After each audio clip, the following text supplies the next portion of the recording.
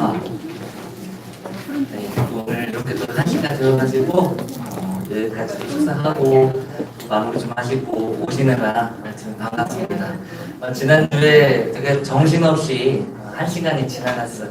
그래서 저도 사실 솔직하게 말하면은 제 가장 큰 스트레스 중에 하나가 1시간 안에 맞춰야 되는데 사실 그게 저한테 가장 큰 스트레스였는데 다행히 나름 1시간 안에 맞춰서 개인적으로도 다행이다라는 생각을 들었어요. 근데 이제 지난번에도 말씀을 드렸지만 이 방대한 거를 1시간 안에 전달하는 것도 물론 그거를 듣고 이해하는 것도 쉽지는 않을 거라고 생각이 들어요. 그래도 한번 들어보고 안 듣는 것보다는 낫다고 생각합니다. 한번 들어보면은 그래도 나중에 한번 머릿속에서 새록새록 떠오르고 기억나는 날이 또 올 겁니다. 만약에 또 기억이 안 나면은 다시 영상을 통해서 한 번 더 복습도 하실 수 있으니까 그렇게 잘 오늘 하루도 잘 따라와 주시면 감사하겠습니다.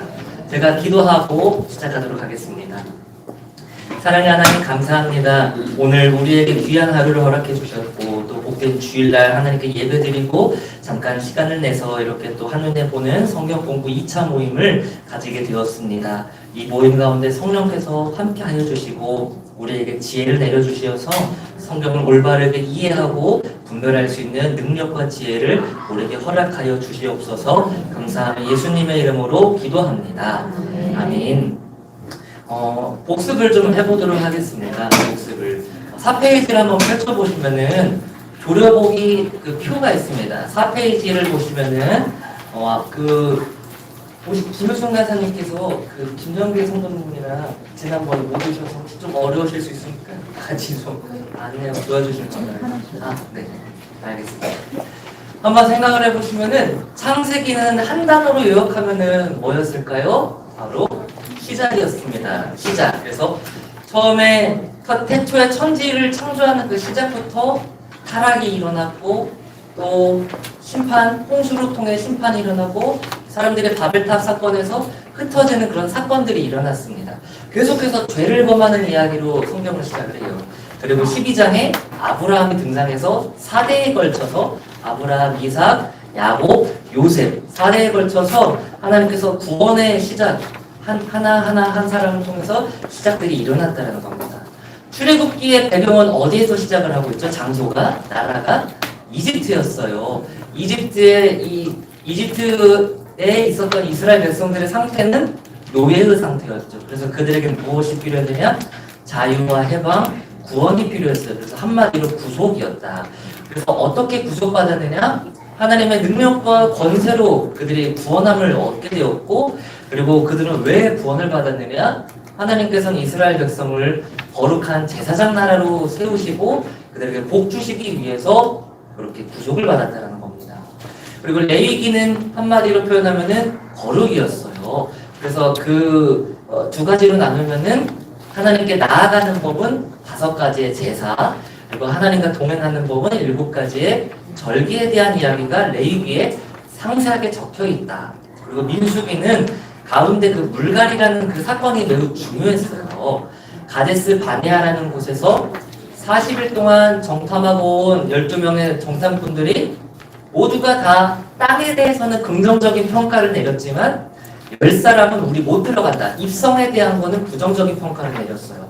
그래서 그 이야기를 듣고 이스라엘 백성들이 혼란이 찾아오고 원망을 하면서 그 모습을 보신 하나님께서 얘네들 심판해야겠다. 아직 훈련이 더 필요하다 해가지고 40일에 일을 연으로 바꿔가지고 우리 40년 동안 광야를 뭐 했죠? 방황하게 됐습니다. 그 민수기의 핵심 단어가 방황입니다. 그리고 신명기는요 2번째 율법이라고 했어요. 신명기는 모세의 설교인데 마치 유언가도 같은 마지막의 설교였어요. 그 설교를 듣는 청중은 누구였지요? 출애굽 2세대였어요. 2세대는 광야에서 태어난 사람들이었고 물론 1세대 중에는 미성년자 아니면 여성들 등 아직 율법을 듣지 못한 상태에서 조만간 가나안에는 들어가야 되는데 아직 훈련이 되지 않았기 때문에 2번째 율법을 그들에게 전달했던 게 신명기의 이야기입니다. 그러면 이렇게 해서 율법서 5권이 끝나고 오늘부터 어떤 책이 이제 시작이 되겠죠? 여호수아, 역사서의 첫 번째 책인 여호수아 책을 우리가 살펴보려고 합니다. 그래서 오늘은요, 제목은 가나안으로 그리고 가나안으로부터라고 적혀 있고, 책은 역사서에 여호수아, 사사기, 룻기, 사무엘 상하, 열왕기 상하, 역대 상하 해서 총 9권에 대한 책을 살펴보려고 합니다. 자, 지난주보다 좀 더 양이 많기는 하겠지만 그래도 훅 지나가는 부분은 분명히 있을 거니까 걱정하지 마시기 바랍니다. 먼저 잠깐 그 2번에 왕국 일람이라고 적혀 있는 그 표를 보시면은요, 여호수아 시대는 정복과 정착 시대고 그 이후에 사사 시대입니다. 그리고 나서 일어나는 시대를 왕국 시대, 왕정 시대라고 하는데 그 왕정 시대를 셋으로 나눌 수가 있어요. 첫 번째 왕국은 통일왕국입니다. 통일왕국의 왕들은 총 3명이 있어요. 우리가 많이 들어봤을 법한 사울 초대왕부터 다윗, 그리고 그의 아들 솔로몬, 이때를 통일왕국이라고 합니다. 그리고 솔로몬 이후의 시기에 이 이스라엘이 두 개로, 우리 남한과 북한처럼 두 개로 나눠집니다. 그래서 그 시대를 분열왕국 시대라고 말을 합니다. 그리고 나서 먼저 북이스라엘이 멸망을 하게 되면서 남유다 혼자서 남아있는 시기가 있어요. 그 시대를 단일왕국 시대라고 말하고 있습니다.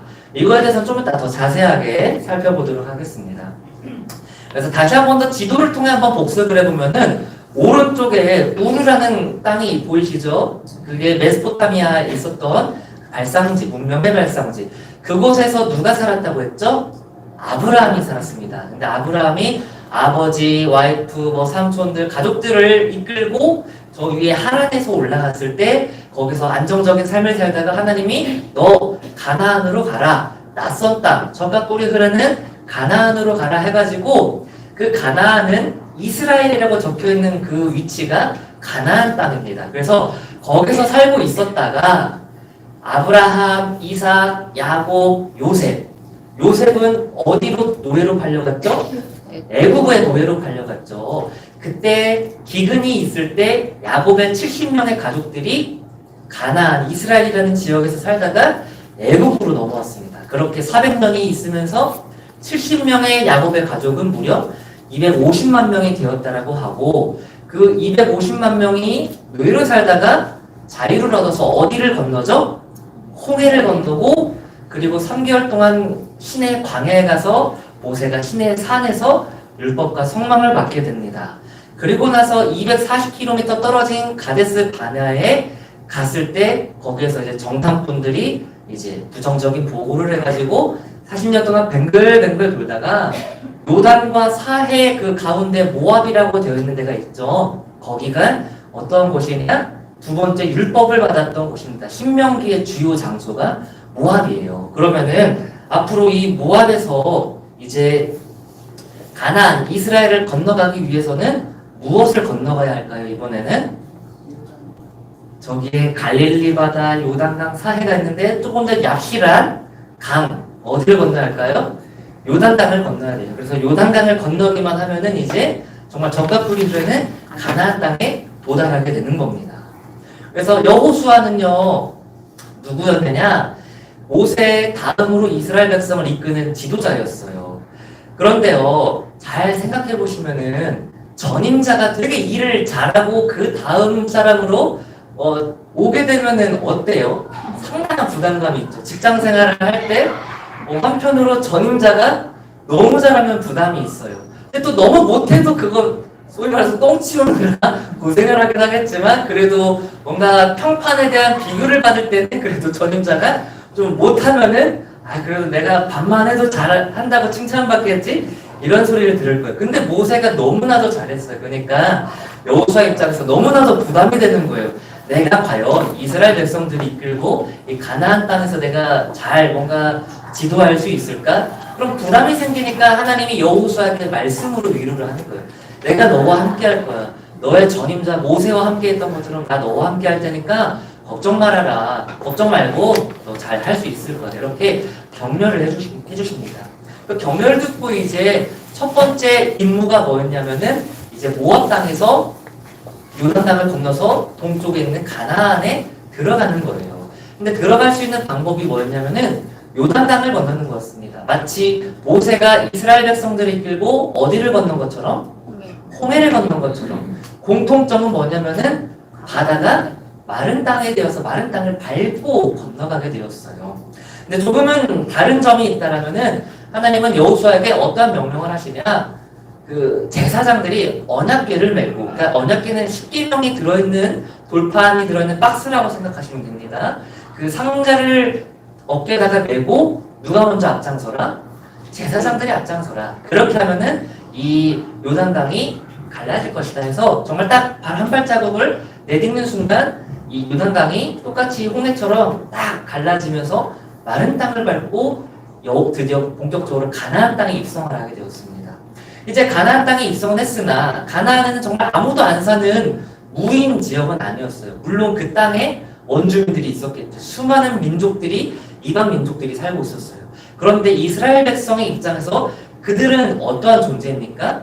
우리들과 싸워야 할 적인 거예요. 그러니까 이제 적진에 이제 들어가면은 얘네들은 이제 군인들의 입장에서는 사주 경계하고 긴장 상태로 이제 한 발자국 한 발자국 내딛어야 하는데 하나님께서 이 요단강을 건너고 첫 번째 도착한 지역인 길갈에서 성인들, 남성들에게 전쟁에 참여할 수 있는 남성들에게 할례를 행하라고 이야기합니다.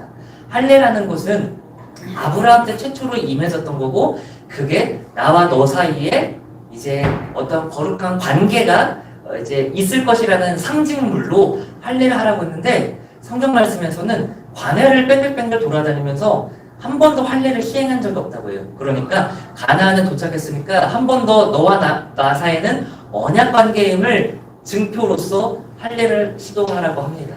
그때 믿음으로 할례를 다 받아요.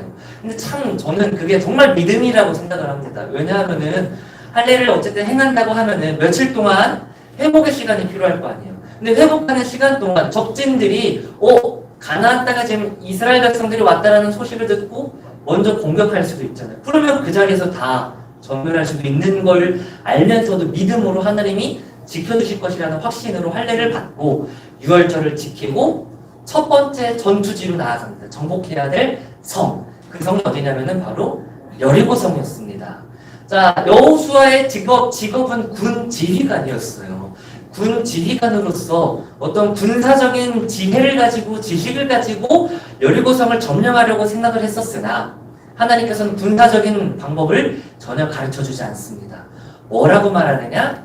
6일 동안 하루에 한 바퀴씩 여리고성을 돌고 일곱째 날에 제사장들의 나팔 소리와 함성으로 와 하고 7바퀴를 돌면은 그 여리고성이 무너지고 너희들이 정복할 수 있을 거야라는 이야기를 해요. 이는 결코 군사적인 방법이 아닌 거예요. 그래서 군 지휘자인 여호수아 입장에서는 하나님, 아니 군사적인 전략을 가르쳐 주셔야지 왜 이런 말도 안 되는 방법을 가르쳐 주십니까 하면서 따질 수 있겠지만 여호수아는 믿음으로 순종하면서 하나님이 가르쳐 주신 방법대로 행합니다. 그러자 어떻게 됩니까? 하나님 말씀대로 여리고성이 무너지게 되었어요. 이것을 통해서 알 수 있는 방법은 무엇이냐? 군사적인 전략, 무기로 쟁취할 수 있는 그런 승리가 아니라 하나님을 향한 믿음과 순종으로 승리할 수 있는 전쟁이었다는 것입니다. 우리도 인생을 살면서 항상 영적 전쟁을 펼칩니다. 세상에서는 이러한 방법으로 살라라고 하지만 하나님께서는 때로는 어리석은 방법, 이게 과연 될까? 통할까? 라고 여겨질 수 있는 그러한 인간의 생각을 뛰어넘는 지혜를 우리에게 가르쳐 주시면서 그대로 살라라고도 말씀합니다. 그럴 때 우리에게 필요한 것은 무엇일까요? 바로 믿음과 순종이라는 것입니다. 그래서 우리도 믿음으로 순종으로 이 영적 전쟁을 살아가는 것, 여호수아를 본받아서 그렇게 살아갈 필요가 있다라는 것을 이 말씀을 통해 우리가 한 번 더 영적으로 한번 메시지를 배워갔으면 좋겠습니다. 그렇게 여리고성을 점령하고 나서 그 다음은 아이성, 물론 첫 전투는 실패했지만 아이성을 점령하고 가나안을요 세 파트로 나누면 북부, 중부, 남부가 있는데 여리고성과 아이성은 중부 지역에 있는 성이었어요. 그래서 이 여호수아는요 중부 지역에 있는 성들을 먼저 점령을 합니다. 근데 되게 전략적이었어요. 중부의 지역에 있는 성들을 점령을 하면은 북과 남이 연합이 될 수 있을까요? 아니면 끊어질까요? 끊어지겠죠. 그래서 그렇게 끊어놔서 그 다음에 남부에 있는 성들을 하나하나 점령하고 왕들을 쓰러뜨리고 그리고 나서 북부에 있는 가나안에 있는 민족들과 성과 왕들을 점령합니다. 그렇게 7년 동안 31개의 성을 점령을 하게 되었어요. 물론 그러나 여호수아의 그 전쟁을 통해서 모든 가나안에 있었던 민족과 이방 족속과 성들을 다 점령하지는 못했다라고 여호수아 13장 말씀에는 적혀 있습니다. 어찌됐든 북부, 중부, 남부에 있는 대다수의 성들을 점령을 하고 정복을 하고 이제는 무엇을 해야 할까요? 땅을 분배하고 정착하는 일이 이제 남았습니다. 그래서 여호수아는요 제비뽑기를 통해서 12지파에게 자 너희 지파는 이쪽 지방에서 살아라 너희는 이쪽 지방에서 살아라 하면서 제비뽑기를 통해서 이제 12지파에게 땅을 분배해줬습니다. 근데 저 지도를 보면은 질문 하나가 생길 수도 있어요. 깃발이 총 13개인데요? 라고 생각하면서 질문이 있을 수가 있습니다. 그런 생각을 했다면 아주 똑똑한 아주 우수생입니다. 자, 13개의 깃발이 있는 걸 잠깐 설명을 해보도록 하겠습니다. 자, 이 지파라는 개념은 야곱의 12아들로부터 시작을 했었던 개념이에요. 그래서 제 1번이 루벤부터 해서 막내가 베냐민인데 12아들이 다 지파였었으나 한 지파가 제외가 됩니다. 그 지파는 먼저 레위 지파가 제외가 됐어요. 레위 지파는 예배를 직관하는 제사를 주관하는 지파였기 때문에 그러니까 목회자들 지파였기 때문에 그들을 일단 뺐어요. 빼고 그러면 11개의 지파가 되죠. 근데 11개의 지파 중에서 요셉 지파를 뺍니다. 그러면 10개의 지파가 남아요. 그러면 2개 지파가 뭡니까?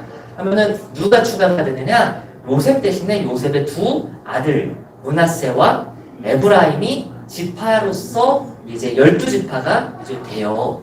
근데 일단은 깃발에 대한 이야기를 또 해봐야 될 거 아니에요. 깃발은 13개였는데 하면은 우리가 정말 FM대로 하면은 요단강을 건너면은 요단 서쪽이 가나안 지역이잖아요. 그럼 요단 서쪽에 있는 땅들을 분배해야 되는데 여기를 보면 아까 사해, 갈릴리, 사해, 요단강, 위에서부터 갈릴리, 갑자기 요단강, 사해가 있는데 이 오른쪽이 요단 동편에도 깃발에 총 몇 개가 있냐? 3개가 있어요. 3개가 있는데 아직 가나안 들어가기 직전에 어떠한 지파가 바로 루벤, 갓, 그리고 므낫세 지파가 모세에게 요청했어요.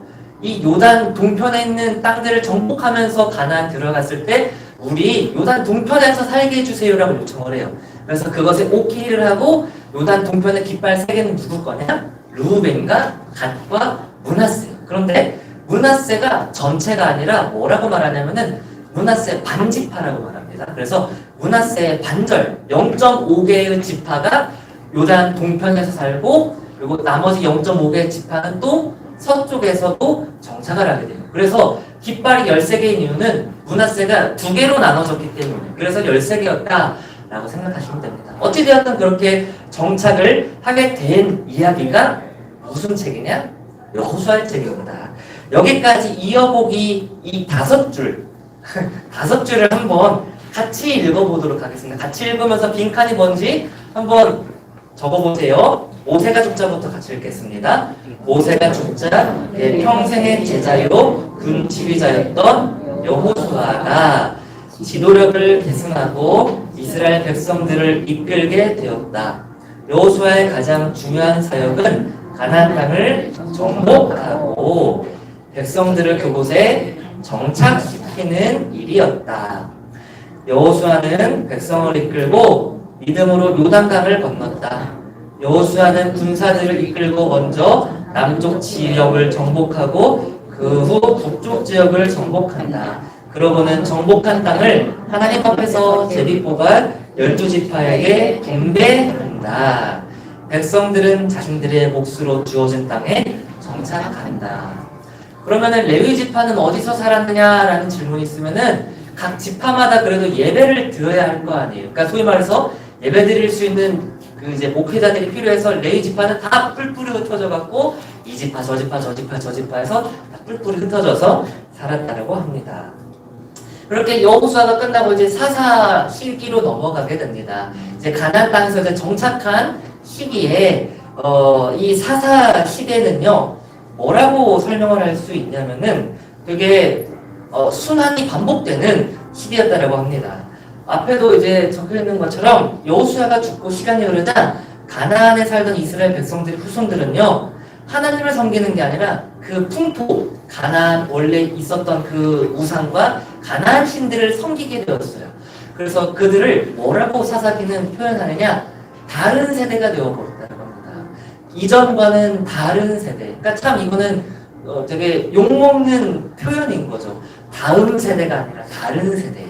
다른 세대가 되었는데 이 사사는요 무엇을 뜻하냐면 영어로 저지라고 말합니다. 쉽게 말해서 재판관 그리고 구원자 그리고 군사적인 정치적인 관점에서는 군 지휘자가 되기도 하고 마치 왕을 대신하는 지도자 역할을 감당했던 게 사사였습니다. 하나님께서는요 이스라엘 백성의 불신앙을 볼 때마다 주변의 국가들, 아까 그 이스라엘 주변에 여러 국가들이 있었는데 그 국가들을 이 심판의 도구로 사용하셔서 징계를 내리십니다. 그래서 그 이방 국가로부터 탄압을 받고 징계를 받으면서 힘들게 살아갈 때 그때 깨닫게 돼요. 아, 우리가 벌 받는 거구나 하면서 하나님께 무릎 꿇고 회개 기도를 합니다. 하나님 용서해 주세요. 나 하나님만 다시 열심히 믿을게요 하면서 회개하면은 하나님이 그들을 구원해 주시기 위해서 누구를 보내셨느냐? 사사를 보냈대요. 사사를 보내서 이 이방 민족과 싸워 무찔려서 승리하면은 다시 평화가 찾아와요. 평화가 찾아와서 아 우리 잘 살아야지 하다 보면 얘네들도 정신줄을 놓고 하나님 믿는 것을 까먹고 또 이방신 우상을 섬기는 일이 계속해서 400년 동안 총 7번 반복했다고 합니다. 그래서 사사시대 순환 순서 이 빈칸을 한번 좀 먼저 적어보도록 하겠습니다. 평안의 시대를 살다가 얘네들이 범죄를 저질러요. 하느님을 믿지 않는 범죄를 저지르면은 이방 국가를 통해서 뭐 한다고요? 징계를 내립니다. 심판을 내립니다. 그렇게 정신 차리고 회개하면은 사사를 보내서 구원을 해줘요. 그러면은 평안이 찾아오죠. 그럼 평안이 찾아오면 또 어떻게 한다고요? 하나님을 멀리하는 범죄를 저질러요. 이것이 총 7번 일어났었다고 합니다. 그래서 아래 오쪽에 표를 보시면은 이 사사기를 정리한 표입니다. 넘어가 보도록 하겠습니다. 못 적은 것도 제가 끝나고 또 제가 엑셀과 강의용 자료를 보내드리도록 하겠습니다. 그래서 7번의 이 악순환이 일어났던 시기가 있는데 빈칸은 이제 사사의 이름만 적으시면 될 것 같아요. 그래서 첫 번째로 온니엘이라는 사사가 등장합니다. 사사기 3장에서 등장을 하게 돼요.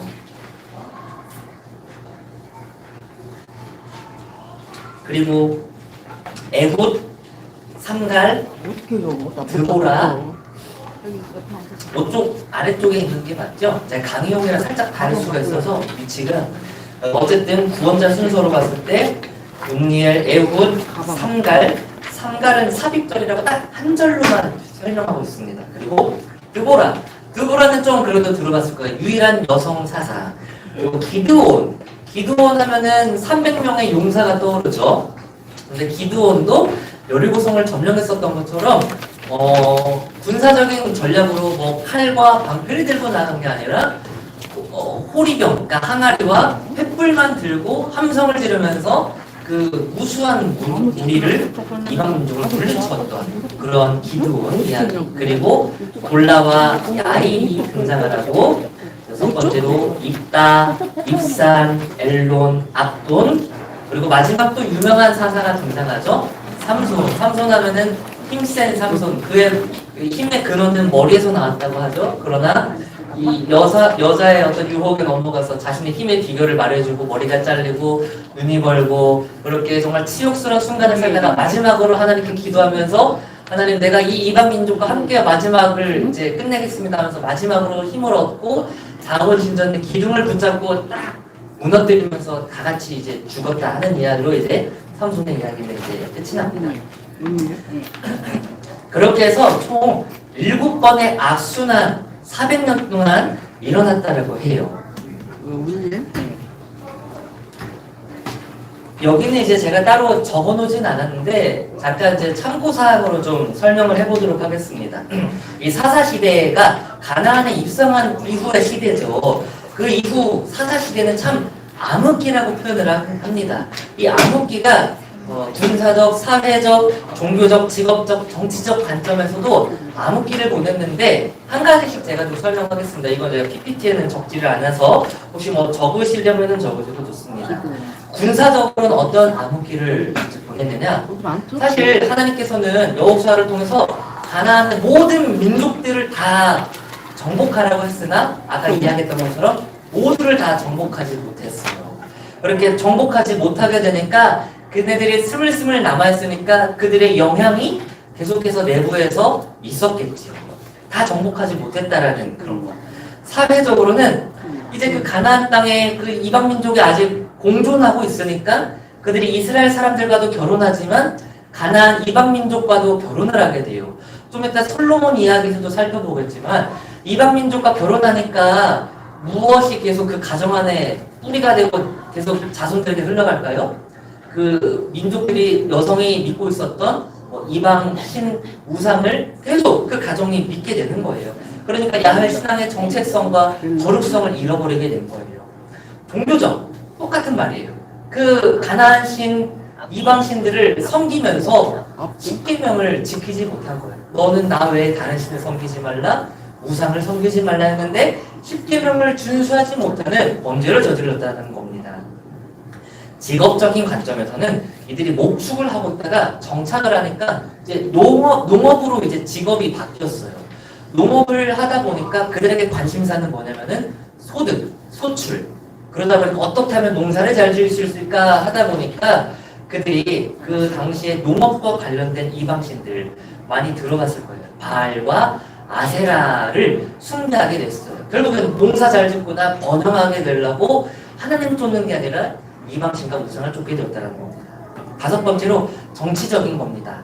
그때 대표자가 사사였어요. 근데 사사가 계속 있었던 게 아니라 위험한 상황이 있을 때 하나님이 보내주셔서 사사가 있다가 평안이 되찾으면 사사의 역할도 이제 끝나니까 지도자가 없었던 거예요. 물론 그들의 왕은 하나님이었지만 주변 국가는 왕정 제도를 가지고 있었기 때문에 우리에게도 왕이 필요하다 하면서 그런 어떤 혼란기가 정치적으로도 있었습니다.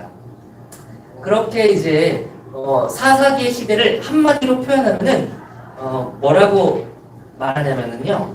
그때 이스라엘 왕이 없으므로 사람이 각기 자기의 소견에 옳은 대로 행하였더라. 그래서 21장 25절의 사사기 마지막인데 사사 시대를 이렇게 평가합니다. 각각 자기 마음대로 행하는 시대였다. 하나님의 뜻보다는 인간의 판단과 생각이 앞서는 시대. 그게 바로 사사시대였다. 하나님의 말씀을 불순종하고 하나님을 멀리하며 오히려 이방신과 우상을 가까이 하는 시대가 사사시대였다. 이렇습니다. 그래서 그 여호수아가 여기서부터 한 문단을 또 한번 읽어보도록 하겠습니다. 여호수아가 그와 함께하던 같이 읽겠습니다. 여호수아가 그와 함께하던 지도자들이 죽은 뒤 하나님께서 이스라엘에게 행하셨던 기적을 알지 못하는 새로운 세대가 그 땅의 주인이 되었다. 이스라엘 백성들이 하나님을 등지자 그들의 삶은 깊은 영적, 도덕적 하락 속으로 치달았다. 계속해서 읽겠습니다. 하나님은 이들을 둘러싼 나라들을 심판의 도구로 사용하셔서 타락한 이스라엘을 징계하셨다. 약탈자들의 숱한 압제와 탈취를 당하면서 이들은 하나님을 섬기는 것이 얼마나 행복한 것인지를 깨닫고 하나님께 회개하고 돌아선다. 그러면 하나님께서는 사사들을 세워 이들을 구원하시고 다스리게 하신다. 이런 악순환은 7번이나 불이 된다. 그 시대를 한마디로 요약하면 각각 그 소견에 옳은 대로 행하는 시대였다. 아멘. 여기까지가 사사기입니다. 이 문단이 사사기예요. 사사기 다음에 무슨 책이 있죠? 바로 룻기서입니다. 룻기서. 그 다음에 이제 룻기와 사무엘에 대한 이야기를 잠깐 살펴보도록 하겠습니다. 룻기와 사무엘은요, 다 사사시대 말년에 존재했던 인물들이에요. 룻은 어떠한 여인이었나요? 이스라엘 사람이 아니라 주변 이방 국가, 모압이라는 땅에서 살던 이방 여인이었어요. 그런 한마디로 그는 하나님을 모르던 여인이었어요. 그런데 룻은요, 어떤 이야기로 시작하느냐, 그의 어머니, 시어머니 나오미가 남편과 두 아들을 이끌고 모압으로 이주하면서 사는 것부터 룻기는 시작이 돼요. 거기서 잘 살고 아들들도 모압 여인들과 결혼을 하다가 그 가정의 모든 남자들이 다 죽게 돼요. 시어머니 입장에서 남편 죽고 두 아들도 죽어요. 얼마나 절망스럽고 끔찍한 상황입니까? 그 상황에서 이제 누구가 남아요? 시어머니와 두 며느리만 남죠. 며느리에게 너희들 그냥 가라. 다 남편이 이렇으니까 그냥 떠나라. 너희들 잘 새롭게 재혼하면서 살아라 해서 한 며느리는 이제 가나 이 룻은 아닙니다. 저는 시어머니 당신과 끝까지 내가 함께 하겠습니다 하면서 당신의 하나님 시어머니 나오미가 믿는 하나님이 나의 하나님이 될 거고 그렇게 하면서 끝까지 나도 어머니와 함께하고 어머니가 믿는 하나님 믿겠습니다 하면서 그렇게 이스라엘로 돌아오게 됩니다. 그렇게 끝까지 이방 여인임에도 불구하고 그녀는요 하나님을 섬기는 되게 모범적인 모습을 보였어요. 근데 그때 당시 이스라엘 사람들은 뭐 하는 사람들이었어요? 각각 자기 소견에 오른 대로 하나님 멀리하고 이방신 섬기고 우상 섬기는 그러한 사람들. 오히려 거꾸로 된 거죠. 이스라엘 사람들이 더 하나님 잘 믿어야 되는데 이방 여인이 더 하나님을 잘 섬기는 여인이었다는 거예요. 그렇게 하나님을 잘 섬기니까 그녀가 아직 이제 남편을 잃었고 이제 하나님이 복을 주셔요. 결혼할 수 있는 남편을 보아스라는 남편을 허락해 주십니다. 그리고 그녀는 이방 여인임에도 불구하고 어떤 복을 누리게 되느냐? 이 여성으로부터 족보가 쭉쭉쭉쭉쭉 내려가면은 누가 등장할까요? 바로 예수님이 등장해요. 그리고 조금만 가까이 하면은 다윗의 증조 할머니가 돼요. 이 둘 사이에서 오벳을 낳고 오벳이 이새를 낳고 이새가 다윗을 낳게 됩니다. 그러니까 결국에는 이 왕이 될 아이를 낳게 되는 놀라운 축복을 이 룻이 이방 여인임에도 불구하고 성경책에 기록되었다는 겁니다. 이 룻도 되게 어두웠던 사사시대 한 줄기 빛이 될 만한 인물이었는데 또 그런 빛이 될 만한 인물이 누구였냐면은 사무엘이었어요. 기도하는 엄마 한나의 이제 기도를 통해서 이 사무엘이 나왔고 사무엘이 이제 왕정 시대에도 큰 영향을 끼치면서 제사장 역할도 하기도 하고 예언자 역할도 감당했던 그 사무엘. 이거에 대해서 우리가 그 세 문장 있죠? 이미 정답은 다 알 겁니다. 그러나부터 우리 한번 세 문장 읽겠습니다. 세 줄. 그러나 모두가 하나님을 등지고 사는 흑암 속에서도 하나님만을 바라보고 살았던 예외적인 사람들이 없었던 것은 아니다. 대표적인 두 사람이 있다. 첫 번째 사람은 신뢰를 믿음을 가진 이방 여인 룻이고 다른 한 사람은 마지막 사사이며 선지자인 사무엘이었다. 이렇게 하면 룻기와 사무엘상 초반 부분이 이제 끝이 나요. 이 사무엘은요, 아까 선지자이자 예언자이자 제사장이라고 했습니다. 이 사무엘이 선지자로서 역할을 감당하던 그 시기에 아까 그 사사시대가 이제 끝이 나고 이제 왕정시대로 이제 넘어갈 무렵 이스라엘 백성을 대표하는 장로들이 사무엘을 찾아갑니다. 주변 국가들 다 왕 있는데 우리도 왕 세워달라고. 근데 아까 말했던 것처럼 그들에게 있어서 왕은 이미 있었어요. 누구였죠? 하나님이었어요. 그러니까 사무엘이 하나님께 기도하면서 하나님 이 장로들 좀 보세요. 하나님을 왕이라고 인정하지 않고 왕을 세워달라고 합니다. 이거 어떻게 해야 합니까? 하면서 막 한탄하면서 막 분노가 치밀어 오르면서 서운하면서 그렇게 하나님께 기도했는데 하나님은 뭐라고 대답하시느냐? 그래, 그들의 뜻대로 왕을 세워라 라고 이야기를 합니다.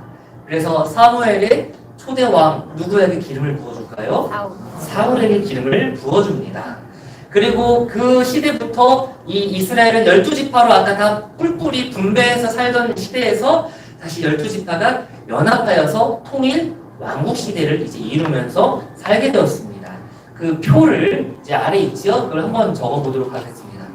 자, 사울, 다윗, 솔로몬 이 세 사람은 통일 왕국 시대를 다스렸던 왕이었습니다. 그들은 공통적으로 몇 년 동안 다스렸을까요? 나라를 40년 동안 나라를 다스렸습니다. 그런데 사울이 다스리던 왕국을 뭐라고 표현할 수 있을까? 소동하는, 그러니까 되게 시끄러운 왕국이었어요. 하나님을 믿지 않아서 항상 시끄럽고 왕이 정말 국정을 다스려야 되는데 다윗을 죽이려고 막 딴 데에만 관심을 있고 아무튼 소란스러운 왕국.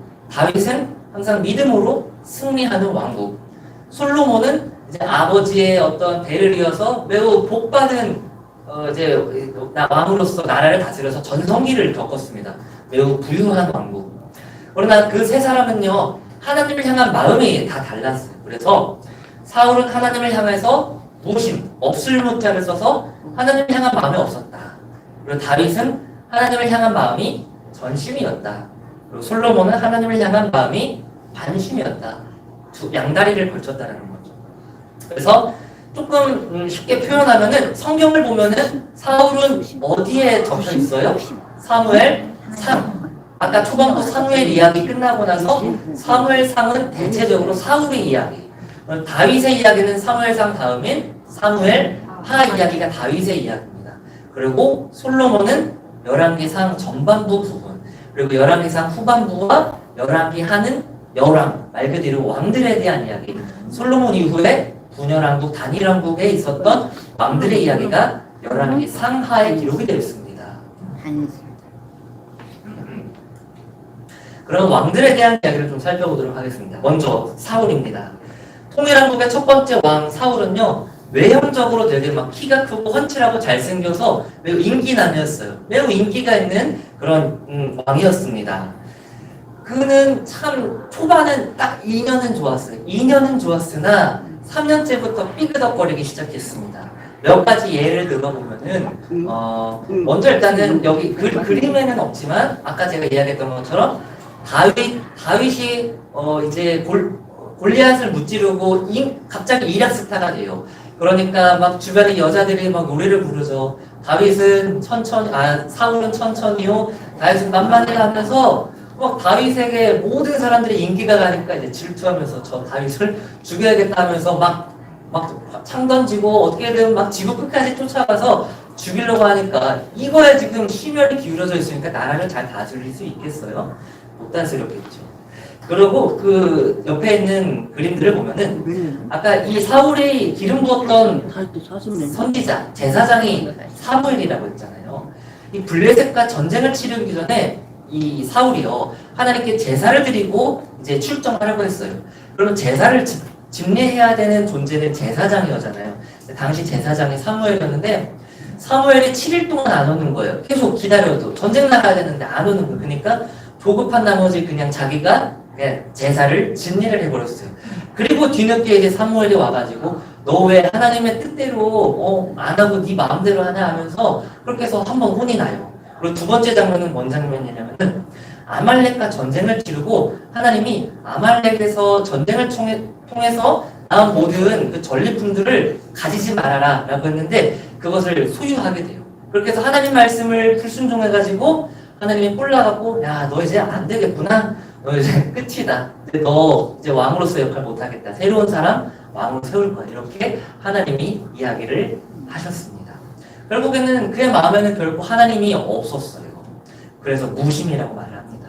그리고 이제 전심인 사울, 두 번째 왕인 다윗은요, 아까 말한 것처럼 골리앗을 무찌르고 만군의 여호와의 이름을 의지하면서 물맷돌로 착 하면서 골리앗을 무찌르면서 아까처럼 이락스타가 되었습니다. 그리고 그 이후에 계속 도망자 신세로 살다가 왕이 되어서 참 훌륭한 모습을 보이면서 살았어요. 근데 그런 다윗에게도 이제 한번 꺾이는, 낭떠러지로 가는 그러한 사건이 하나가 있죠. 그게 바로 이제 우리아의 아내였던 바세바를 간음한 사건. 그리고 그 남편을 우리아를 최전방에다가 의도적으로 보내서 죽이게끔, 그렇게 해야 이제 이 바세바랑 결혼할 수 있는 어떤 합당한 그런 근거가 마련이 되니까. 물론 이제 그런 상황이 벌어졌을 때 다윗은요 어떻게 했느냐, 하나님이 나단 선지자를 보냅니다. 그래서 나단 선지자가 다윗에게 너 이러한 거 잘못했으니까 빨리 회개하라 했을 때, 정말 왕이면은 뭐랄까 체면 다 이런 거 다 살리면서 살아가야 되는데 정말 엎드리면서 눈물로 회개하면서 금식하면서 나 잘못했습니다 하면서 다시 죄를 고백하고 회개하고 하나님께 돌아갑니다. 근데 우리가 고민할 수 있고 질문할 수 있는 지점은 뭘까요? 전심이라는 단어는 뭘까? 정말 죄를 안 짓고 사는 게 전심이 아니라 우리가 죄를 지어도 어떻게 해야 하느냐? 그걸 깨닫고 회개하고 다시 하나님 곁으로 돌아가는 거. 그게 바로 전심이라는 거예요. 정말 우리가 죄 한 번도 안 짓고 살아갈 수 있는 사람은 아무도 없겠죠. 그런 것처럼 이 다윗도 자신의 연약함을 고백하면서 하나님 내가 끝까지 당신 사랑합니다. 나의 사랑 받아주세요 하면서 전심으로 하나님을 사랑했다는 겁니다. 그리고 이제 솔로몬, 다윗의 아들 솔로몬은 마음이 관절이에요. 반심입니다. 왜 반심일까요? 그도 처음에는 참 칭찬받을 만한 모습을 갖췄어요. 우리가 흔히 설명하는 것 중에 하나가 1000번째 예배를 드렸다는 이야기를 하잖아요. 1000번째 예배를 드리면서 정말 하나님을 사모하면서 예배를 드렸어요. 그리고 어느 날 꿈에서 하나님이 너의 소원이 무엇이느냐라고 할 때 솔로몬은 뭐라고 대답하냐면은 지혜를 달라고 하는데 조금 더 구체적으로 말하냐면은 나 다른 왕들처럼 돈과 명예 필요 없습니다. 이 백성들의 어려움을 내가 하소연을 들을 수 있는 듣는 마음, 경청을 허락해 주세요라고 말합니다. 그래서 경청을 허락해 달라고 하면서 야, 넌 참 겸손하구나 하면서 너에게 참 큰 복을 줄게 하면서 그렇게 하나님 보시기에 참 칭찬받을 만한 행동을 했어요. 그런데 그에게도 실수는 있었습니다. 그 전에 한 가지를 더 설명하면은 그는 전성기, 부유한 시기를 겪었다고 했잖아요. 그래서 예루살렘 성전을. 근데 성전을 아버지 때 못 짓고 이제 솔로몬 때 지었어요. 그래서 무려 7년 동안 성전을 지었어요. 그럼 뭐 뚝딱하면서 지어졌을까요? 아니겠죠. 이 백성들의 노동력과 그들의 세금을 걷어가지고 7년 동안 성전을 지었습니다. 그것으로 끝나지 않고 14년 동안 자신의 왕궁을 지었어요. 똑같이 세금 걷고 노동력을 가지고서. 자신의 40년 인생 중에 반을 뭐 하는데 세월을 보냈을까요? 건축하는 일에 세월을 보냈습니다. 그렇게 세월을 보내고 이제 주변 국가들과도 정치적인 어떤 좋은 평화를 이루기 위한 교류를 하기 위해서 그는 어떠한 정책을 펼쳤냐면은 주변 국가의 공주들과 결혼을 하는 그런 정책을 펼쳤어요. 그러다 보니까 그녀의 와이프들이 참으로 많았다고 하고 그 이방 여인들이 또 오니까 자연스럽게 뭐도 딸려갔을까요? 그들이 믿고 있었던 이방 신과 우상들이 거룩한 예루살렘, 이스라엘에 들어오면서 이스라엘이 더럽혀지게 되었다는 거예요. 결국엔 그것으로 인해서 더럽혀진 이 이스라엘 땅을 보면서 하나님이 심판해야겠다 하면서 어떻게 심판하시느냐? 이 이스라엘 땅을 두 개로 남북으로 쪼개는, 분열시키는 것으로 심판을 하게 됩니다. 자, 여기까지 또 내용을 한번 읽어보도록 하겠습니다. 이번에는 두 문단입니다. 두 문단. 사무엘이 사울에게부터 한번 같이 읽어보겠습니다. 사무엘이 사울에게 기름을 부음으로써 주변의 다른 나라들처럼 왕이 다스리는 왕정 정치가 시작됐다. 사울과 다윗 그리고 솔로몬이 다스리던 120년의 기간이 통일 왕국 시대다. 이 기간에 3명의 왕이 각각 40년씩을 통치하고 죽는다. 각각 왕국을 같은 하나님의 원리 아래서 같은 40년간 다스렸다. 그러나 그 나라는 기간마다 아주 다른 나라처럼 느껴졌다. 한 나라를 다르게 만든 것은 국제적인 상황이나 경제적, 정치적 상황이 아니었다. 바로 하나님을 향한 통치자의 마음이었다. 네, 그 다음 계속해서 읽겠습니다. 첫 번째 왕 사울은 그의 외모와 체격에 온 백성이 반해 감격할 정도였다. 그러나 그의 마음속에는 하나님의 계실 자리가 없었다. 그러나 두 번째 왕 다윗의 마음은 하나님을 사랑하고 순종하는 마음으로 가득 차 있었다.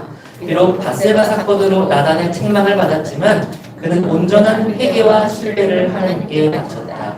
그는 전심으로 하나님을 섬겼다. 세 번째 왕 솔로몬의 첫 마음은 하나님을 향한 전폭적인 신뢰와 겸손한 순종으로 가득했다. 그러나 역사에 유례없는 부와 명예 그리고 1000명에 달하는 아내를 얻은 그는 하나님을 멀리하고 말았다. 결국 솔로몬이 죽고 난 후 하나님의 예언대로 두 나라는 둘로 나누어졌다.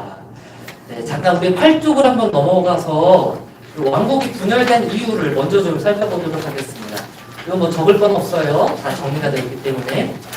영적인 이유는 무엇이었을까요? 아까 이야기했던 것처럼 솔로몬의 영적 타락, 그러니까 이방신과 우상을 이스라엘 땅에 들어오게 된 것으로 인해서 심판을 받게 되어서 두 쪽으로 갈라졌다는 거예요. 경제적인 이유는 뭐냐면은 아까 40년 중에 20년 동안 건축을 하면서 세금을 막 과다하게 부과해요. 그러니까 백성들이 얼마나 힘들겠어요. 살기 막 힘들고 피폐하고 궁핍하다 보니까 그들로부터 뭔가 이제 불평, 불만이 조금씩 나타났다는 겁니다. 세 번째는 정치적인 이유입니다. 살짝 이해가 어려울 수도 있겠지만 한번 잘 들어보세요. 아까 그 12지파 이야기하면서 첫째가 루벤부터 시작해서 막내가 베냐민 그거 이야기를 잠깐 한번 해볼게요. 원래 정말 루벤이 장자였어요. 근데 그 루벤이 장자의 어떤 그 뭐랄까요 역할을 상실하게 된 계기가 있었어요. 뭐였냐면은 모친을 강간하게 돼가지고 상실을 하게 되었습니다. 둘째와 셋째는 시므온과 레위인데 이들은요 자신의 여동생인 빈나가 세겜족 속으로부터 세겜 남자로부터 강간당한 사실을 알고 그들을 너무나도 무차별하고 잔인하게 살해를 해버렸어요. 그래서 그걸로 또 그들의 장자 역할이 상실을 됐어요. 그래서 네 번째 아들이 누구였냐면은 유다입니다. 유다. 그래서 유다가 뭐랄까요 좀 이 실질적인 장자 역할을 했는데 우리가 그 야곱의 11번째 아들 채색 옷을 입혀줬던 아들이 누군지 알아요? 요셉. 정말 사랑하는 요셉. 그에게 아까 두 지파가 생겼다고 했잖아요. 첫째가 므낫세고 둘째가 에브라임이었는데 이 중에서도 축복받은 아들은 누구냐? 둘째 아들 에브라임이었어요. 그래서 또 에브라임에게도 어떤 축복받았다는 어떠한 그 장자로서의 그 또 기능이 또 있다 보니까 유다와 에브라임 그 지파 사이에는 항상 미묘한 신경전이 있었어요. 근데 그 유다 지파를 따르는 지파가 있었는데 그 지파가 베냐민 지파였고 나머지 지파들은 다 에브라임 지파를 따랐어요. 그래서 유다 지파는 2개의 지파, 에브라임 지파는 10개의 지파에서 1대 10으로 그렇게 뭔가 경쟁을 펼치고 있었습니다.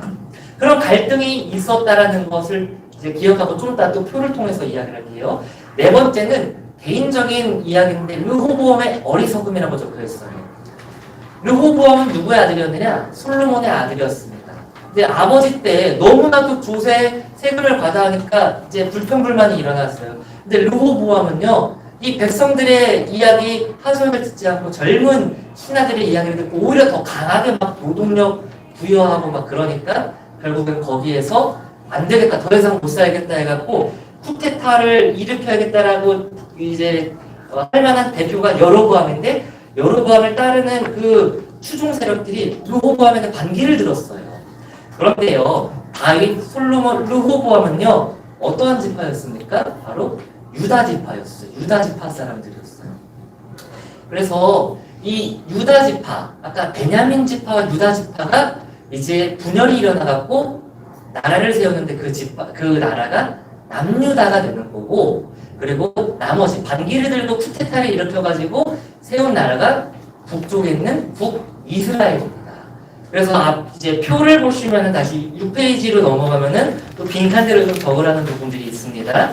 그래서 남왕국의 이름은 뭐냐면은 남유다, 유다입니다. 그리고 북왕국은 이스라엘이라고 해서 북이스라엘이라고 말을 해요. 그래서 이 남유다의 초대왕은 르호보암. 르호보암은 누구냐? 솔로몬의 아들이었습니다. 그리고 유다 지파의 어떤 전통적인 계승을 이어받는 이 나라 왕이었고, 그리고 쿠데타를 일으킨 대표가 여로보암이 북이스라엘의 이제 초대왕이 된 것입니다. 아까 말한 것처럼 지파는 몇 개의 지파, 몇 개의 지파?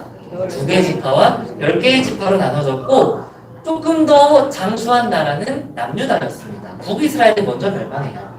그리고 왕의 숫자를 말하면은 이 남유다는 20명의 왕이었어요. 340년 동안 20명의 왕이었고 북이스라엘은 209년 동안 19명의 왕이었어요. 그러니까 북이스라엘의 왕의 그 수명이 더 짧았어요. 짧았다는 소리는 계속해서 왕조가 바뀌면서 왕을 살해하고 쿠데타가 일어나면서 뭔가 정치적으로 계속해서 안정기를 겪지 못하는 나라가 바로 북이스라엘이었다는 겁니다. 그리고 남유다에는 수도가 있었는데 어떤 수도냐? 예루살렘. 그리고 북왕국에는 북이스라엘의 수도는 사마리아. 사마리아 좀 많이 들어보셨죠? 사마리아였습니다. 그리고 북이스라엘은 먼저 멸망했는데 아수르로부터 멸망을 당했고 남유다는 바벨론으로부터 멸망을 당합니다. 그렇게 722년, 586년에 각각 멸망을 당하게 되었습니다. 네, 만약에 또 못 적으신 거는 제가 또 저기 드리도록 하겠습니다. 물론 그 남유다에는요 8명의 선한 왕이 있었지만 물론 대체적으로 계속해서 하나님의 뜻대로 살지 못하는 나라였어요. 그래서 하나님은 남유다 북이스라엘 할 것 없이 누구를 보내느냐? 선지자를 보냅니다. 그래서 대체적으로 선지자가 하는 소리가 뭐냐? 여호와께로 돌아와라. 회개하라. 물론 너희들이 또 심판을 당하고 나라가 멸망당하겠지만 너희들 나라 다시금 하나님께서는 회복해 주실 것이라는 약속을 너희들에게 해줄 거야. 대체적으로 이러한 이야기들을 시대에 맞춰서 했었습니다. 결국에는 그들은요 멸망을 당했어요. 첫 번째로 북이스라엘이 멸망을 당하는데 누구에게 멸망당하느냐? 아수르에게 기원전 722년도에 멸망을 당했는데 그들은요 어떠한 정책을 펼쳤냐면은 흩어버리는 정책을 펼칩니다. 아수르는 흩어버리는 정책. 그러니까 북이스라엘에 살던 사람들을 다 주변 국가로 강제 이주를 시켜요. 조선 시대에도 뭐 만주족으로 뭐 더 멀리로 해서 뭐 고려인, 뭐 조선인 뭐 이런 말들이 아직도 쓰기도 하잖아요. 그런 것처럼 주변 국가로 흩어지게 하면서 그들의 민족적 정체성, 종교적 정체성을 다 훼손시켜 버립니다. 그러고요, 그들이 그렇게 흩어지니까 자연스럽게 자기들 민족끼리 결혼을 하는 게 아니라 그 흩어진 나라의 또 뭐 남편, 와이프들과 결혼하게 되면서 또 이방신과 우상을 섬기는 상황들이 발생하겠죠. 그래서 남유다 입장에서 먼저 멸망한 이 북이스라엘 수도가 어디라고 했죠? 사마리아. 그래서 북이스라엘 사람들을 뭐라고 불렀느냐? 사마리아인이라고 사마리아 사람이라고 불렀는데 그들이 이방 사람들과 결혼하는 모습을 보면서 야 쟤네들은 거룩함 다 잃어버렸다. 쟤네들은 이제 하나님 믿는 사람들 아니야 하면서 종교적으로도 그들을 배척하고 탄압하면서 그게 예수님의 시대까지도 넘어오면서 예수님 시대 때 뭐 선한 사마리아인의 비유 아니면 수가성 사마리아인의 여인을 만났을 때 항상 그 사마리아 여인들이 유대인들 보기에 항상 그들은 별로인 사람들 그런 사람들로 여겨졌다는 겁니다. 근데요 이 아마 722년 멸망한 모습을 남유다가 봤는데도 그들은 정신 못 차렸어요. 정신 못 차리고 남유다 사람들도 계속해서 하나님을 등지면서 살았어요. 그래서 한 3, 40년 있다가 바벨론이라는 국가를 이 심판의 도구로 사용하셔서 남유다도 무너지게 됩니다. 그래서 바벨론은요 총 3차례에 걸쳐서 남유다를 공격해서 3차례에 걸쳐서 그들을 포로로 데려갔어요. 포로로 데려가고 마지막 침략할 때 예루살렘 성전을 이제 파괴시킵니다. 그리고 그들은 아까 북이스라엘 아수르는 흩어지는 정책을 펼쳤다면은 바벨론은 포로 정책을 펼쳐서 똑똑한 사람들, 왕족, 정치인, 귀족인들을 다 잡아갑니다. 그래서 바벨론을 위해서 일하게끔 하게 되었습니다. 여기까지가 이 왕정 시대, 분열왕국 시대, 이제 포로기 시대로 넘어가기 직전의 상황입니다. 여기까지 다루고 있는 책이 아까 이야기했던 것처럼 뭐 사무엘 상하, 열왕기 상하, 역대기, 역대 상하 이거입니다. 근데요 우리가 아까 보면서 사무엘 상하, 열왕기 상하에 대한 이야기는 잠깐 했는데 역대기 상하에 대한 이야기를 안 한 것 같아요. 그래서 잠깐 비교를 하도록 하겠습니다. 역대기도요 똑같이 이스라엘의 역사를 다루는 이야기인데 그래서 비슷한 이야기가 있어요. 그러나 없는 이야기도 있어요. 역대기서는 언제 기록이 되었느냐면요 이제 다음 주에 이야기하겠지만 포로기 시대를 마치고 이들이 이스라엘로 귀환하고 나서 아직 얘네들이 자존감이 바닥쳤을 때 아직 쪼렙일 때 우리 어떻게 사냐 하면서 막 이렇게 막 걱정 근심했을 때 이제 역대기서를 통해서 너네들 걱정하지 마. 다윗의 때 전성기 때 그때처럼 너희들 다시 하나님이 재건시켜줄 거라고 약속하니까 걱정하지 마. 너희들에게도 소망이 있어. 희망이 있어. 하면서 그런 희망을 불어주는 책이 역대기였습니다. 그래서요, 좀 이 사무엘 상하, 열왕기 상하와 역대기 상하는 좀 차이점이 있습니다. 이건 지금 8페이지를 제가 말하고 있지요. 그래서 사무엘 상하와 열왕기 서는요, 선지자적입니다. 그래서 되게 막 냉철하게 막 말해요. 경고할 땐 경고하고 책망할 땐 책망해서 너희들 똑바로 살아야 돼 하면서 날 것 그대로 이야기를 합니다. 근데 역대기서는 제사장적이라고 해요. 그러니까 목회자적 관점에서 책이 써져 있다 보니까 조금 따뜻한 이야기예요. 괜찮아. 위로해주고 격려해주는 따뜻한 이야기들이 가득합니다. 그리고 사무엘서 열왕기서는 왕자에 대한 관심이 있다면 역대기서는 제사장은 교회 안에서 성전 안에서 살던 사람이니까 성전에 관심이 많겠죠. 그리고 이 역사적 어떤 기술은요, 사무엘서 열왕기서는 정치적인 역사를 주로 다루고 이 역대기는 목회자 입장에서 이게 써졌다 보니까 영적인 역사를, 그리고 문체는 역사 사실적 날 것 그대로 다 적어요. 뭐 사울이 다윗이 실수한 거 다 적어요. 그러나 역대기는 역사 해설적, 그러니까 역사에 대해서 좋은 것들만 안에다 기록하고 취사 선택했다라는 거예요. 그래서 예를 들어 보면은요, 아까 다윗 솔로몬이 실수를 범한 게 있었죠. 밧세바를 간음한 거, 아니면 1000명의 이 아내와 결혼하고 결국에 우상이 들어온 이야기들, 이런 거는요, 이스라엘 백성들에게 위로하고 격려할 때 쓰잘데기가 없다 보니까 역대기서에는 적혀있지가 않아요. 왕들의 실수, 뭔가 허점들은 적혀있지 않습니다. 그리고 아까 얘기했던 것처럼 성전을 개혁하고, 아까 파괴됐다고 했잖아요. 개혁하고 뭔가 건축하고 성전을 뭔가 이뤄내게 된 어떤 소망에 대한 거는 정말 많이 비중이 차지가 되어 있어요. 그러나 사무엘서나 열왕기서에는 그런 이야기가 별로 없습니다. 그리고 북이스라엘에 대한 이야기는요, 역대기서에는 기술이 되어 있지가 않아요. 그러니까 분열이 되고 나서 남유다에 대한 역사에만 다루고 있어요. 왜냐면은 아까 이야기했던 것처럼 남유다가 좀 더 정통성이 있는 나라라고 생각해요. 왜냐면은 다윗, 솔로몬이 어디 지파 사람이에요? 유다 지파 사람이잖아요. 유다 지파 사람으로서 유다의 어떤 정통성을 가지고 있는 나라는 북이스라엘이 아니라 남유다다 보니까 북이스라엘에 대한 역사는요, 기술을 하지도 않습니다. 그렇게 해서 역대기서도요, 역사를 다루지만 조금 차이가 있다라는 것 정도만 알고 나중에 보시면은 왜 여기는 북이스라엘의 역사가 없지? 하면은 이게 위로하고 격려하고 그리고 유다의 어떤 정체성을 가지고 나아가는 데 있어서 필요가 없기 때문에 없구나, 이런 것들을 생각하면서 읽어볼 수 있다는 것입니다. 이렇게 하면은 역대기서까지 우리가 끝이 납니다. 그래서 마지막 조려보기 부분을 한번 마지막 정리를 해보도록 하겠습니다. 7쪽에 있겠지요.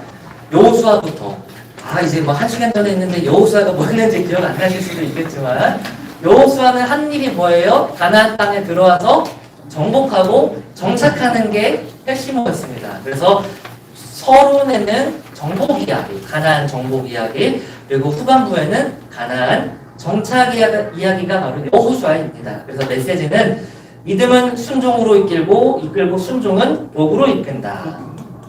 이렇게 여호수아의 시대, 여호수아가 죽고 나서 그 세대는 다른 세대가 됐겠죠. 그러면서 항상 악순환이 발생한 시대가 바로 사사시대입니다. 그래서 악순환의 고리에 대해서 쭉쭉쭉쭉 7번 악순환이 있었고 12명의 사사 이야기가 있는 게 16장까지고 그 아래 실예가 적혀 있다고 합니다. 그래서 사사기를 한 문장으로 표현하면은 죄는 언제나 고통으로 이끌지만 회개는 언제나 구원으로 이끈다. 이게 사사기의 핵심 메시지입니다. 룻기입니다. 사사시대에 살던 이방 여인 룻. 이 여성은 정말 남들 보기에 되게 모범적인 신앙의 모습을 살았어요. 그리고 그녀의 인생도 참으로도 힘들었지만 그녀가 하나님을 열심히 믿음으로 충성함으로 보상을 받게 돼요. 결혼을 하게 되고 또 다윗의 증조모가 되는 놀라운 보상을 받게 됩니다. 그래서 충성, 그래서 롯의 헌신과 보상의 순서대로 이루어지고 하나님을 향해 충성된 삶에 대해서 하나님은 분명히 보상해 주신다. 이게 룻기의 메시지입니다. 사무엘상은요, 물론 사무엘에 대한 이야기도 있지만 전반적으로 누구를 다루고 있다고 했죠? 사울왕의 이야기. 사울왕의 마음은 모심이었다. 그래서 사울 이야기를 다루고 있고, 메시지는 하나님은 세우기도 하지만 어떻게 한다고 했어요? 패하기도 하시는 분이 하나님이시다. 우리를 사용하기도 하지만 또 우리를 멈춰, 너 이제 됐다, 거기까지는 해라 하면서 멈추게 하시는 분도 하나님이다 하면서 사무엘상은 사울에 대한 이야기를 다루고 있고요. 사무엘하는 그럼 누구를 다룬다고요? 다윗의 마음은 전심이었다. 그래서 다윗의 엄청난 성공의 이야기가 있다가 11장 범죄를 저지르는 이야기가 어떠한 이야기라고요? 밧세바를 가늠한 밧세바 사건이 11장에 기록이 되어 있습니다. 그로 인해서 이제 쭉쭉쭉쭉 하락하는 이야기가 좀 등장을 합니다. 그래서 메시지는 순종은 하나님의 복으로 이끌고 불순종은 하나님의 심판으로 이끈다. 그래서 사무엘하는 다윗의 이야기입니다. 그리고 열왕기상은요, 물론 열왕들에 대한 이야기가 있지만 주로 솔로몬에 대한 이야기가 있고 그의 마음은 안심이었다. 다윗 그 통일왕국 마지막 끝자락 솔로몬의 통치 이야기가 11장까지 기록이 되었어요. 근데 아까 그 사무엘하 11장의 바세바 이야기를 통해서 갑자기 나락으로 갔다고 하잖아요. 근데 이 11장을 끝으로 분열왕국 이야기가 시작이 됐다는 소리는 똑같이 여기 11장에도 열왕기상 11장에도 이 와이프를 1000명을 저기 아내로 삼고 또 이방신을 섬기고 이러한 이야기가 11장은 똑같이 뭔가 데스티니처럼 적혀 있습니다. 그래서 메시지는 하나님을 향해 나뉘는 마음은 나라를 나뉘게 한다. 열왕기하는요, 이 북이스라엘 남유다 이야기가 나오고 결국엔 이제 남유다의 포로로 이제 끝이 납니다. 그래서 포로. 그래서 북이스라엘의 멸망, 남유다의 포로 이야기로 이렇게 열왕기하를 다루고 있습니다. 그래서 민족의 영적 상태는 정치적, 경제적 상태를 결정한다. 가장 중요한 건 잘 먹고 잘 사는 게 중요한 게 아니라 너의 믿음이 어떠하느냐, 이게 더 중요하다는 겁니다. 우리 역대상, 역대하도 똑같이 이 역사를 서술하고 있는데 이 역대상은요, 다윗에 대한 이야기를 주로 다루고 있어요. 그때 전성기 때처럼 너희들 다시 한 번 더 재건할 거야. 하나님이 너희들 다시 한 번 더 사용할 거야. 회복시킬 거야 하면서 다윗을 봐라. 이렇게 살았지 않느냐. 이렇게 너희들도 재건할 거야 하면서 다윗에 대한 이야기를 다루고 있습니다. 그러면서 아까 제사장적인 이야기는 성전, 예배에 대한 관심이 있어서 여호와 하나님께 대한 진정하고 순결한 예배는 번영으로 이끈다. 그리고 역대하, 아까 북이스라엘에 대한 이야기는 기술하고 있지 않다? 기술한다? 기술하지 않는다. 남유다에 대한 이야기만 한다고 했어요. 그래서 남유다를 봐라 하면서 솔로몬 이렇게 얼마나 잘 통치했느냐, 남유다 왕들이 이렇게 얼마나 잘 통치했느냐면서 솔로몬의 통치, 열왕들에 대한 통치를 기술하고 있는 게 역대하입니다. 그래서 하나님께 대한 배교는 파멸을 가져오지만 여호와 하나님께 대한 진정하고 순결한 예배는 번영으로 이끈다. 이렇게 하면은 역사서의 총 9권에 대한 책을 우리가 정리해봤습니다. 너무나도 또 막 짧은 시간 동안 너무 많은 거를 다루다 보니까 막 정신이 없을 수가 있을 거예요. 아마 잘 유튜브에서 송출이 되면 또 편집을 해서 또 그거를 복습하면서 공부를 하시면 좋을 것 같습니다. 그래서 오늘은 역사서의 9권에 대한 이야기를 나누고 다음 주는 뭐를 할 거냐? 에스라, 느헤미야, 에스더를 살펴보도록 하겠습니다. 그래서 그 시가서에 대한 거는 제가 그 빨간색으로 이미 적어놨어요. 그래서 시가서 5권은 이걸 보시면서 참고를 하시면 좋겠습니다. 오늘도 사실 되게 방대한 분량을 살펴보시느라 머리도 아팠겠지만 그래도 오늘 이거 하면서 지금 벌써 구약에 14권을 읽었구나. 많이 읽었다. 이렇게 생각하시면서 나중에 한 번 더 복습하시면서 또 성경을 잘 꿰뚫어 나갔으면 좋겠습니다. 제가 기도하고 마치도록 하겠습니다. 사랑하는 하나님 감사합니다. 하나님 오늘 이렇게 2주차 모임을 통해서 또 역사서의 또 일부를 우리가 살펴보면서 여호수아, 사사기 또 왕정시대에 대한 말씀을 살펴봤습니다. 우리가 잘 이해가 되지 않는 부분들도 있겠으나 하나님 계속해서 우리에게 지혜를 주시고 성경을 가까이 해서 우리가 나중에 또 매주 또 설교를 들 때마다 이 내용이 어떠한 성경에 있었고 어떤 흐름에서 이 말씀이 있었구나라는 것을 우리가 잘 기억하며 나아갈 때 우리에게 또 그 말씀을 통해 더 큰 은혜와 더 큰 능력과 더 큰 지혜가 우리에게 임하게 하여 주시옵소서. 또 오늘 남은 하루도 주님 복되게 살게 하여 주실 줄 믿사오며 감사하며 사랑 많으신 예수님의 이름으로 기도합니다. 아멘. 박수로 마치겠습니다. 수고 많으셨습니다.